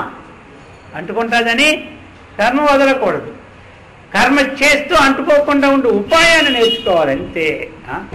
మనం చేసిన కర్మని పరమేశ్వర ఆత్మనము అన్నటువంటి ఒక మంత్రం నేర్చుకుంటే చాలంతే. పరమేశ్వరుడు అంటే ఎవరికి ఇష్టదేవత అది, అందరికీ పరమేశ్వరుడు. ఏదో ఒక ఉదాహరణ చెబుతా. కృష్ణుడి కృష్ణార్పణం, రాముడికి రామార్పణం, ఆంజనేయుడికి ఆంజనేయార్పణం, బాబా వాళ్ళు బాబా అర్పణం అలా అనుకోవాలా? అక్కడ పరమేశ్వరుడు అని చెప్పాడు కాబట్టి మనం కృష్ణుని పూజ చేస్తున్నాం, ఈ ముక్క అనొచ్చు ఆ ముక్క అనొచ్చు, మన సందేహం పెట్టుకోకండి. అద్వైత ఎవరే దేవుడు పూజ చేస్తే ఆ దేవుడికి అర్పణం చేయండి బాస్, ఇంకేమీ లేదు కర్మలో. ఆ కర్మ ఫలం మనకి అంతకుంటా ఫలం వస్తుంది. ఇక్కడ అంతకుంటా మనం అర్పణం చేస్తే మనకి రాజన మాట్లేదు. ఇంతమంది చెప్పుకున్నాం మనం, పనస పండు కూర కోసేటప్పుడు నూనె రాసుకొని ఆ కూర కోస్తే అది అంటకుండా ఉంటుంది. అలా కర్మలు చేయాలి, మనం అంటకుండా ఉండాలి. కర్మయోగం యొక్క నైపుణ్యం ఇది అనమాట. పాములు వాడు బ్రతకలేడు, పాము చూస్తేనే బతుకుతాడు. పాము చూస్తే మనకు భయం, పాము లేకపోతే వాడికి కాలం గడవదు. కానీ ఆ పాము తాలూకా ఆ భయానికి ఆయన ఏదుకూడదో అది తీసేసి దాంతో ఉంటారు. ఆ విధంగా ఈ కర్మల్లో ఉన్నటువంటి రహస్యాన్ని చక్కగా నీవు భగవత్ప్రీతికరమైన ఆ కర్మలు చేస్తూ ఉన్నావంటే తద్వారా నన్ను తప్పక పొందుతావు. మరి వేద విహిత కర్మలు మన శక్తిని బట్టి కర్మ చేసుకోవాలి. అంతేగాని వాళ్ళు 1,00,000 రూపాయలు ఖర్చు పెట్టి యజ్ఞం చేశారు, నేనంత యజ్ఞం చేయలేకపోయాను అని వద్దు. నీకు నీ తగిన చేయి. పచ్చడన్నం ప్రీతితో ఎవరికైనా పెట్టు, నువ్వు అది యజ్ఞం చేసినట్టే. హోమగుండంలో అగ్ని వేస్తేనే యజ్ఞం అయినట్టు, లేకపోతే కానట్టు కాదు. నువ్వు పట్టడి మెతుకులు ప్రేమతో ఎవరికైనా పెట్టు. లంగి కొవ్వు పాలు గరిడైనది చాలు, కరవడైననేమి కర్మపాలు అన్నారు. అందుచేత ఆ యొక్క ఆ భక్తి అనేది ఇక్కడ మనకి కావాలి. మనం భగవంతుని శరణ పొందాలి. అనిధా శరణం నాస్తి త్వమేవ శరణం మమ. ఒక ఆయన ఒక ఎగ్జిబిషన్ పెట్టారు. అది బ్రహ్మాండమైనటువంటి ఎగ్జిబిషన్ అనమాట. అందులో ఆయనకి కొన్ని వేల కోట్ల డబ్బు ఉంది. ఎందుకు ఈ డబ్బు ఏం చేసుకున్నాను, ఇప్పుడే నా కళ్ళ ముందులే అందరికీ పనిచేద్దాం అనుకొని దాన్ని ఒక పెద్ద 10 ఎకరాలు దీంట్లో ఇక నిత్యము కొన్ని లారీలు ఫారెన్, అమెరికా, లండన్ నుంచి సామాన్లు తెప్పించి పెట్టడం. ఎవరు చూసేదానికి వెళ్ళినా సరే ఒక వస్తువు ఫ్రీగా పట్టుకుపోవడమే. ఇది అనమాట. ఇక ఎంతమంది పోతూనే ఉన్నారు, వస్తూనే ఉన్నారు, పట్టుకుపోతూనే ఉన్నారు. ఆయన అక్కడే కూర్చుంటాడు, కుర్చీ వేసుకొని పట్టుకెళ్తుందా లేదా అని. పట్టుకెళ్తున్నా లేదా అని పరీక్ష మళ్ళీ ఒట్టి చేతితో పోకూడదు. పోయితే అడుగుతారు వెంటనే, ఎందుకు పట్టుకెళ్ళలేదు, నీకేది నచ్చలేదు అని. అలాగే ఒక అమ్మగారు మాత్రం ఏం చేశారంటే ఏం పట్టుకెళ్ళలే, అలా వెళ్ళిపోతున్నారు. పిలిచారు, ఎందుచేత పట్టుకెళ్ళలే, ఈరోజు సరుకుల్లో నీకు నచ్చలేకపోతే రేపు మళ్ళీ సరుకులు వస్తాయి, ఆ సరుకుల్లో ఏది బాగుందో అది పట్టుకెళ్దు అన్నారు. ఆవిడేముంది, మీరు అన్నీ ఇచ్చారే కానీ నాకు కావాల్సింది మీరు ఇవ్వలేరు పొమ్మన్నారు. ఏమిటలాగా, నేను ఇన్ని సరుకులు ఇస్తూ ఉంటుంటే నీకు కావాల్సింది ఇవ్వకపోవడం ఏంటన్నారు. ఇస్తారా, నాకు కావాల్సింది ఇస్తాం. అప్పుడు ఆవిడ ఏముందంటే మీరే నాకు కావాలన్నది. అర్థమైందా? ఇప్పుడు ఏం చేయాలి మరి? వెంటనే పూర్మాలు తీసుకెళ్ళి వేసేసినాడు. ఎవరికి? ఆవిడికి. ఇప్పుడు ఏమైపోయింది, మొత్తం సరుకులన్నీ ఈవిడికి స్వాధీనం అయిపోయినాయి. ఎంతమంది ఏమిటంటే పోయేవాళ్ళకి ఒక్కసారికి అనమాట. ఇప్పుడు ఆ విధంగా మనము ఆ భగవంతుని ఆశ్రయించుకున్నామంటే అన్ని సరుకులు మనకి వస్తాయి. సరుకులు పోతాయని ఏమీ లేదు. సరుకులు ఇక మరి వడ్డీతో సహా వస్తూనే ఉంటుంటాయి. అందుచేత చెప్తూ ఉన్నారు ఈ విధంగా చక్కగా ఆ కర్మ కృతు మనం చేసుకోవాలి. ఆ విధంగా చెప్పి మద్భక్త అర్జున మద్భక్త మత్పరమ రెండు ఇక్కడ నువ్వేమన్నా మత్పరమ మద్భక్త. మత్పరమ మత్పరమ అంటే ఏంటి? నాకంటే ఏవైతే భిన్నమైనటువంటి ఈ స్వర్గ లోకాలైతే ఉన్నాయో, అనేకమైనటువంటి వైకుంఠాది, స్వర్గాది, గోలోక అనేక లోకాలు ఉన్నాయి కదా, ఆ లోకాలు ఎందే నీకు ఇచ్చలేకుండా ఆ లోకాలందు ఇచ్చ లేకుండా ఆ లోకాలన్నింటికి అతీతమైనటువంటి మత్తు నా యందు నీకు పరమహ ఉత్కృష్టమైన గతి ఏదైతే నీ బుద్ధి ఉన్నదో అటువంటి దాని ద్వారా నన్ను పొందుతావు. అంతేగాని నీ మధ్యలో ఆ స్వర్గాది లోకాలున్నాయి, మత్పరమహ నా యందు నీ ఉత్కృష్టమైన భావించుకుంటాడు పోయినావా, మళ్ళీ నీకు అదే రూపాలు. స్వర్గలోకం దేవతల మాత్రం నేను కనబడుతున్నానా? నేనే లేదు. అందుచేత మత్పరమహ మద్భక్త. ఇంకా ఎట్లా కావాలి నీవు? మద్భక్త అంటే నా భక్తుడు కావాలి.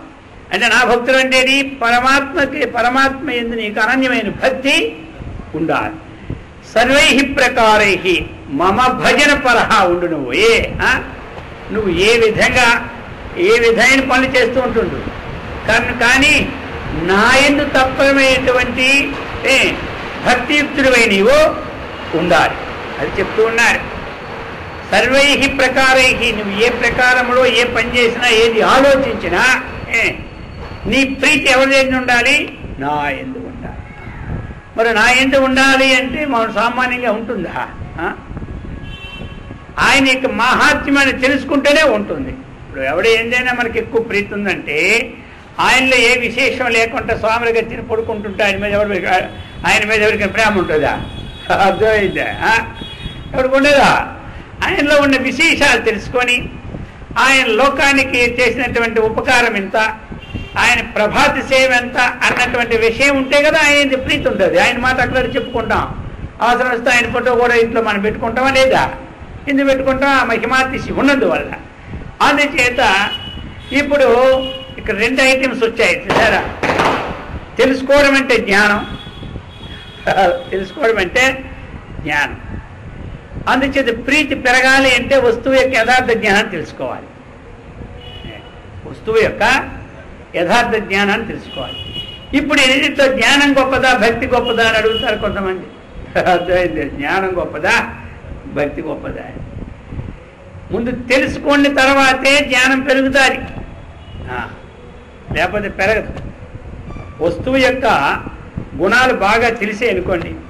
ఈ వస్తువు తింటే ఇది వాత పిత్త కఫాలు లేకుండా చక్కనైనటువంటి సౌష్ఠవాన్ని కలిగించి పుష్టిని తేజస్సును కాంతిని ఇస్తుందని ఎప్పుడైతే దాని యొక్క వస్తువు గుణం తెలిసిందో ఇప్పుడు ఆ వస్తువు మనకి ఎంత ప్రీతి ఉంటుంది. దాన్ని తెచ్చుకొని జాగ్రత్తగా పెడతాం. ఎక్కడ పెడితే అక్కడ పార్యం అరటిపండు తొక్కల్లాగా. ఎందుకో ఆ గుణం తెలిసించేత. అలాగనే ఆ భగవత్ తత్వాన్ని చక్కగా మనం ఎప్పుడైతే జ్ఞాతం బాగా తెలుసుకున్నామో అప్పుడు మనకేమవుతుంది? ఆ ప్రీతి అనేది ఉత్పత్తి అవుతుంది. అది ఏ విధంగా అయినా ఆ ప్రీతి ఎలా ఉండాలి మనకి? ఏ తత్వాన్ని నేను తెలుసుకున్నానో ఆ తత్వంలో ఉన్నట్టు మహిమాతిశయము ఇక నా అన్యథ ఇంకో స్థలంలో లేదు, దీనికంటే అన్యమైనది ఇంకొకటి లేదు అన్నటువంటి దృష్టి ఉంచడమే అనన్యమైన భక్తి. అటువంటి భక్తి చేత అహం శక్య అన్నారు ముందు శ్లోకంలో. అనన్యయ భక్త్య అహమేవ శక్య అన్నాడు. నా స్వరూపాన్ని నా సాకారం చూడాలన్నా నిరాకారం చూడాలన్నా ఈ భక్తి విశేషం కాబట్టి నువ్వేం కావాలి? భక్తుడు కావాలి అని చెప్పి ఇప్పుడు చెప్పబోతున్నారు. సంగవర్జిత. సంగవర్జిత ఇదేమిటి? సంగవర్జితం జ్ఞానయోగం. మత్కర్మకృత అంటే కర్మయోగం, మద్భక్త అన్నటువంటిది భక్తి యోగం, సంగవర్జిత అన్నటువంటిది జ్ఞానయోగం. ఈ 2 శ్లోకాల్లో ఆ 3 తత్వాలని ఇవిడ్చి ఏదైతే ఉందో ఆ సారాన్ని తీసుకొచ్చారు ఇందులోను. అందుచేత సంగవర్జిత అంటే ఏమిటి? బాహ్య వస్తు స్పృహ శూన్య. సంగవర్జితం అంటే ఆ బాహ్య వస్తువు యొక్క స్పృహ లేకుండా ఉండాలన్నాడు. మరి ఇది ఎట్లా? మరి బాహ్య వస్తువు యొక్క స్పృహే లేకపోతే జీవితం గడవడం ఎట్లా? బాహ్య వస్తువు యొక్క స్పృహ లేకపోతే జీవితం ఎలాగా? ఎందుకంటే ఈ సంఘమే మనకి ఆ సంఘం కానిదే అసంగం. భగవద్గీత 15వ అధ్యాయంలో కూడా అసంగ శస్త్రేణ దృఢేన చిత్వా తతపదం తత్పరిమార్గితవ్యం యస్మిన్ గతాన నివర్తంతి భూయః అని చెప్పుకొచ్చాడు. అందుచేత అసంగ శస్త్రేణ దృఢేన చిత్వా, సంగము కాని సంగములో ఉండాలి. ఈ అసంగ శస్త్రాన్ని సంపాదించాడు. అసంగ శస్త్రం అనేసరికి అర్జునుడు ఆలోచించాడు. వెంటనే ఆయన దగ్గర చాలా శస్త్రాలు ఉన్నాయి. వాటి పేర్లన్నీ అప్పుడు గుర్తులేవు ఆయనకి. వెంటనే చూశాడు, ఎక్కడ లేవు. వెంటనే ఎక్కడైతే శస్త్రాలు అయితే అంగన ఉంది, పెద్ద స్టోర్ అనమాట, అందులో కొన్ని వేలు శస్త్రాలు ఉన్నాయి. అక్కడికి వెళ్ళాడు. అయ్యా ఒక అసంగ శస్త్రం ఇవ్వండి అన్నాడు. ఎవరు? ఎందుకు అంటే అసంగ శస్త్రం దృఢైన చిత్త, ఈ యొక్క అజ్ఞానాన్ని అసంగ శస్త్రం చేత కొట్టమన్నారు కాబట్టి వారికి మర్చిపోయింది. వెంటనే అన్నీ ఎతికాడు. ఎక్కడే స్టాక్లో నేను రాసుకోవడం తప్పిపోయింది అనుకొని వాడు మొత్తం స్టాక్ అంతా ఎతికేసే గంటన్నర పట్టింది. అయితే వెంటనే వాడు స్టాక్ పంపిన వాడికి ఫోన్ చేశాడు. ఏమయ్యా లిస్టులో అసంగ శస్త్రమే పంపలేదు కదా అన్నాడు. వాడు అక్కడ ఫ్యాక్టరీ వాడికి ఫోన్ చేశాడు. అయ్యా అసంగ శస్త్రాలు ఏంటి మాకు రాలేదు అన్నాడు. వాడు అన్నాడు, అసంగ శస్త్రం మేము ఉత్పత్తి చేయలేదు అన్నాడు. అర్థమైందా? ఆ శస్త్రం అసంగ శస్త్రం అంటే అది మాకు తెలియదు అనేసినాడు. సరే అర్జున మళ్ళీ తిరిగి వచ్చిన తర్వాత ముఖం ఏమైపోయింది, దానికి ఎలబడింది. ఏమయ్యా అన్నాడు. మీరు అసంగ శస్త్రం చెప్పారు, అంతా ఎక్కడ దొరకలేదు అన్నాడు. నీకు అసంగ శస్త్రం కొట్లో దొరికేది కాదు ఇది, అర్థమైందా? నీ కొట్లో దొరికేవన్నీ సంఘ సంబంధమైన శస్త్రాలే కానీ అది దేనికో సంబంధం లేదు, నష్టపోద్ది అంతే. కానీ ఈ అసంగ శస్త్రం మాత్రం ఎక్కడ దొరికేది కాదన్నాడు. మరి ఎలాగన్నాడు? అసంగం అంటే ఏమిటయ్యా?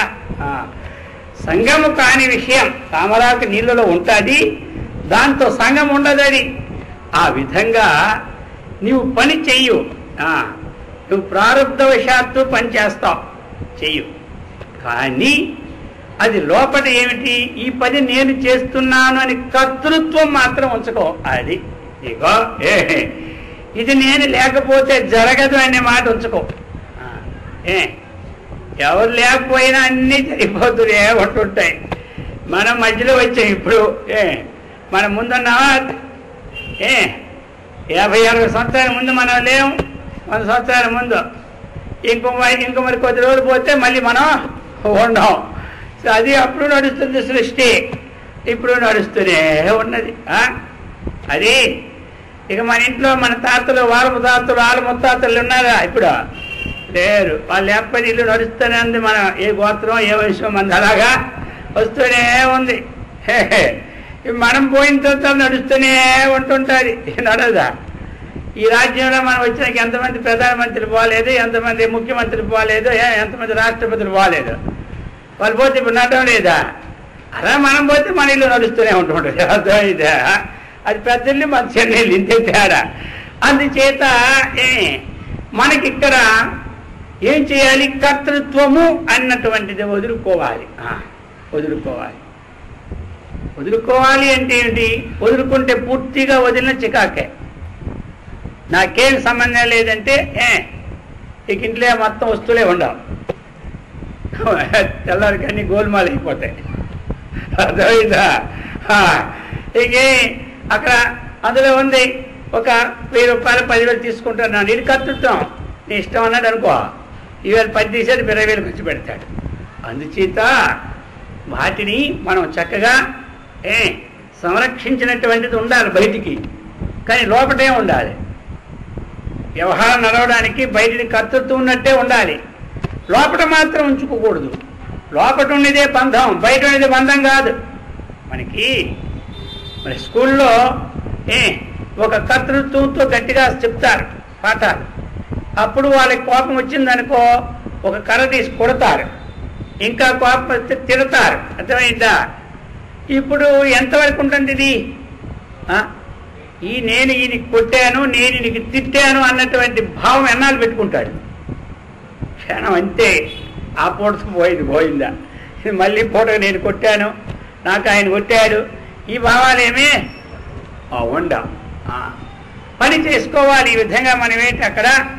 అలాగనే మనం కర్తృత్వం, ఇప్పుడు మన బ్యాంకు డబ్బు ఇచ్చారు, మనమేమో క్యాషియర్గా అక్కడ జాయిన్ అయినా, మేనేజర్గా జాయిన్ అయినా, ఇప్పుడు మనకి కొన్ని కోట్లు ఇచ్చినారు వాళ్ళు, కోట్లు నావి అనుకొని చేసుకోవాలి. ఈ డబ్బు నాది కాదు, నాకు అక్కడ పడి చేస్తా మేనేజరా మొత్తం అందరూ పట్టిపోతారు, ఇంక ఈ మేనేజర్ ముస్టింగ్ చేస్తారు మర్నాడు. అందుకని ఈ డబ్బు నాది అన్నటువంటి విషయంతో చక్కగా మెయింటైన్ చేసుకోవాలి. దాన్ని డబ్బులు లాక్ వేస్తారు, ఇద్దరు నాదనుకునే లాక్ వేస్తారా, నాది కాదని వేసుకుంటారా? సింగిల్ లాక్ అయితే మళ్ళీ చికాక్ అని చెప్పి ఇచ్చేటి మేనేజర్ ఒకటి మేనేజర్ 2 లాక్లు వేసి బిగించుకొని వెళ్ళిపోతారు. ఇప్పుడు నాదనికని వేసుకుంటున్నారు, కానీ అర్థమైందా 10 పైసలు తినడానికే లేదు. మన ఇంట్లో డబ్బులు ఖర్చు పెట్టుకోవచ్చు, కానీ అందులో డబ్బులు 10 పైసలు తక్కువైందంటే అకౌంట్లో తీసి పెట్టేస్తారు బ్యాంకులో. ఒక రోజు ఏదో పన్నెండు మన భక్తులు ఏదో అల్లాడిపోతున్నారు, టైము ఏమిటి ఇలా ఉంది, ఎవరు ఫోన్ చేస్తా ఏదో తేలలేదట, ఒక 10-15 వేలట. ఇక అదిగో రాత్రి 10 వరకు ఎన్నో చూస్తే వాళ్ళకి చూసారా. మరి తనకు సంబంధం లేకపోయినా చూసుకోవాలి, కానీ కర్తృత్వం మాత్రం లేదు. ఇప్పుడు ఎట్లా మరి ఆ బ్యాంకులో 100 కోట్లు ప్రాపర్టీ పెరిగినా వాళ్ళకి సంబంధం లేదు, 100 కోట్లు తగ్గినా సంబంధం లేదు. సంబంధం లేని అజాగ్రత్త మాత్రం ఉండదు. ఏ విధంగా అయితే నిర్వర్తిస్తూ కర్తృత్వం లేకుండా ఉన్నామో ఆ విధంగా మనం వ్యవహారంలో ఏమిటంటే కర్తృత్వం లేకుండా ఉండదే చేసుకోవాలి. ఎప్పుడు మనకు ఉండదు, బ్రహ్మ సత్యం జగన్మిథ్య జీవో బ్రహ్మైవ నాపరహ అన్నటువంటి తత్వాన్ని విచారణ చేస్తూ ఉంటుంటే ఏది సత్యము ఏది అసత్యము అన్నటువంటి స్థితిని మనం ఎప్పుడైతే తెలుసుకున్నామో అప్పుడు మన కర్తృత్వం పోతాయి. అటువంటి కర్తృత్వం పోవడమే మనకి జ్ఞానయోగం. అప్పుడు సంఘవర్జితం, అసంగ శాస్త్రం మన చేతిలో ఉన్నట్టు. ఇక మనకి అజ్ఞానం అనేది ఆవరించదు, అది భేదించేస్తుంటుంది. అందుచేత చెప్పినారు ఈ విధంగా. ఇంకా ఏం చెప్పారు, నిర్వైర సర్వభూతేషో యసమామేతి పాండవ. ఇక నిర్వైర, ఇదొకటి చాలా గొప్పది. సమస్త భూతముల యందు వైరబుద్ధి లేకుండా ఉండమన్నారు.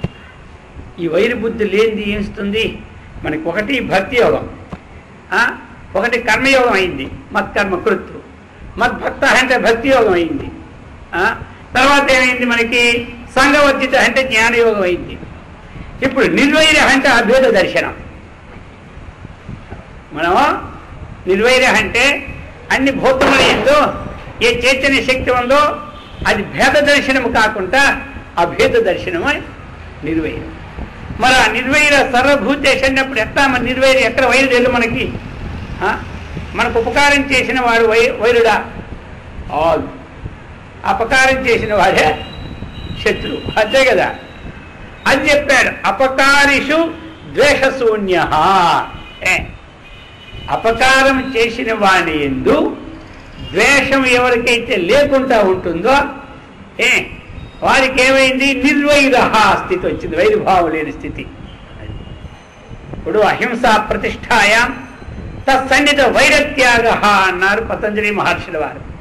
ఎవరికి అహింసావ్రతం చేతిలో ఉంటుందో వాడి సాన్నిధ్యంలో విరోధ జంతువులు కూడా కలిసిమెలిసి ఆడుకుంటాయట. పాము, కప్ప, ఇంతకుముందు చెప్పాం ఒకసారి. ఒక కప్ప అక్కడ ఉంటే ఎండలో పాము వచ్చి పడగేసిందట. ఎందుకంటే ఎండ తగులుతుంది కప్పకని. ఇది ఎక్కడ ఉందా? ఎవరు అహింసా వ్రతాన్ని శీలిస్తూ ఉన్నారో వారి సాన్నిధ్యంలో విరోధ జంతువులు కూడా హాయిగా పులి, మేక, అలాగే గో, వ్యాఘ్రాలు ఇవన్నీ కూడా ఆడుకుంటాయి. అయితే ఇక్కడ ఏమిటి మరి? అపకారిక కోళ్ళ మీద కూడా ద్వేషం లేకుండా ఉంది కదా అక్కడ. అందుచేత ఇప్పుడు ఒక సమయంలో సమర్థరామ్ దాస్ గారు శిష్యులతో వస్తూ ఉంటుంటే ఇక ఓ దగ్గరికి వచ్చి అలిసిపోయి ఆ రోజుల్లో నడిచి ప్రయాణాలు కదా, అయ్యో బళ్ళు అంతే కదా, మామూలు నాటు బళ్ళు, అలిసిపోయారు. సరే ఇంకా రాజ్యం చాలా దూరం ఉంది, 4-5 మైళ్ళు వెళ్ళేసరికి కొంచెం వీళ్ళందరికీ ఆకలి వేసాయి. అక్కడ ఏదో పొలం దగ్గర రెస్ట్ తీసుకున్నారు చెట్టు కింద. అక్కడ ఒక చెరుకు తోట పెద్దది ఉంది. ఇప్పుడు వీళ్ళందరూ వెళ్ళారు. గురువుగారు మీరు అనుమతిస్తే అతని చెరుకులు తింటాం అంటున్నారు.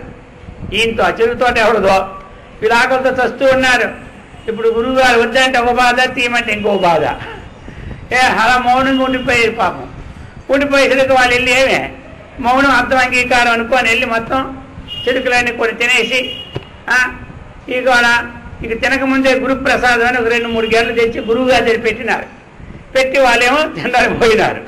ఇక పోయిన తర్వాత అది ఎంత మోపు అనమాట. అర్థమైందా? వారు శివాజీ మహారాజు గారు ఇప్పుడు ఏం చేశారు మరి? ఇప్పుడు ఈ చెరుకులో వాళ్ళు తిన్నారు, ఈ దూరేడు పెట్టారు, ఈయనేమో కొట్టారు, అందరూ వెళ్ళిపోయారు. ఏం అనలేదు. గురువు గారు ఎందుకు తప్పు మందే కాబట్టి ఏం అనలేదు, వెళ్ళిపోయారు.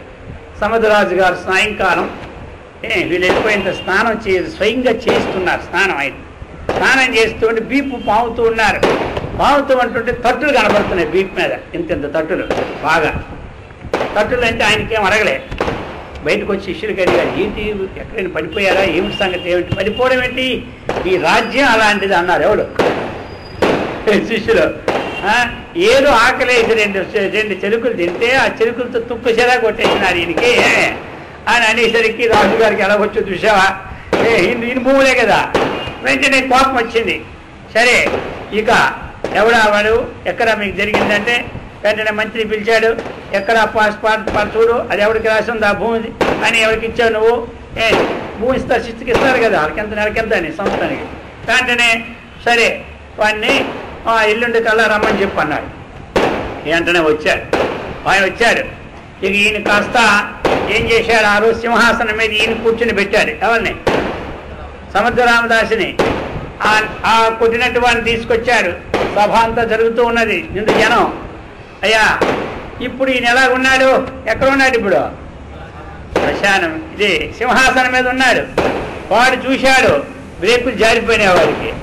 ఎందుకంటే నేను అంత గట్టి కొట్టా, ఇప్పుడు ఏ ఊరి శిక్షేస్తాడో అని ఆయన అలా జరిసిపోతుంది. ఎవరు? ఇక రైతు. ఇప్పుడు గురువు గారు ఈయనే అపరాధి, మీరు ఏ శిక్ష ఇస్తే ఆ శిక్ష ఏంటి మేము విధిస్తామన్నాడు. అంతే. ఎవరు? రాజుగారు. అది కరెక్టే కదా అన్నాడు. కరెక్టే.